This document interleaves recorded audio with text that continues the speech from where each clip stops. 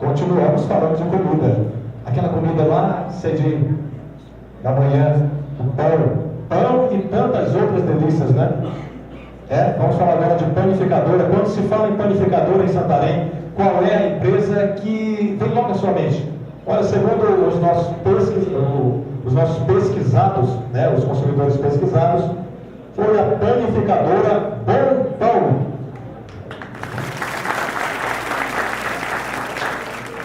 A Bom Pão que vai ser representada aqui para receber o certificado e o troféu Vox Empresarial, o senhor Samuel Pingarido. A Bom Pão também é uma empresa tradicional em Santarém, né? Não só na panificação, mas em outros produtos.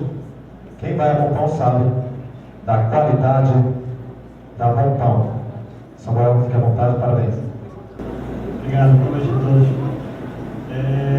Como disse o senhor Raimundo agora há pouco, só quem trabalha realmente com o segmento de alimentação sabe da dificuldade do trabalho desempenhado por todos ali.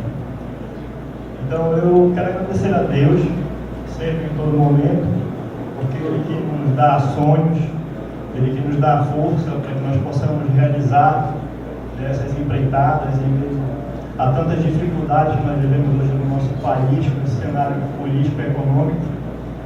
Então é uma honra e uma alegria muito grande poder estar sendo agraciado e agradecer também a minha família, né, hoje aqui representada pela minha esposa, Dona Vânia, e que sempre está ali no trabalho com a gente, nos dando o apoio, nos motivando, nos ajudando.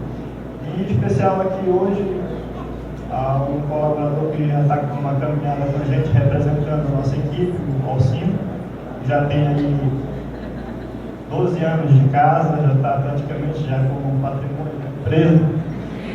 E dizer que nós agradecemos muito, em especial, aos nossos clientes por ser lembrado, e dizer que nós trabalhamos muito com o intuito de realmente satisfazer ali atender os nossos clientes nas necessidades que nos buscando sempre estar inovando e desenvolvendo produtos de qualidade. Obrigado. Parabéns mais uma vez. A panificadora mais lembrada pelos consumidores santarinos, a Bom Pão. Com certeza a importância é muito grande por conta do trabalho que a gente mais lembrada pela empresa, né? A gente se sente muito agraciado e muito honrado por esse reconhecimento, tendo em vista tanta dificuldade que hoje o empresário no Brasil todo enfrenta. Obrigado. Como que faz para ser a empresa mais lenta? Quais são esses diferenciais aí que fazem o procura? Existe uma receita?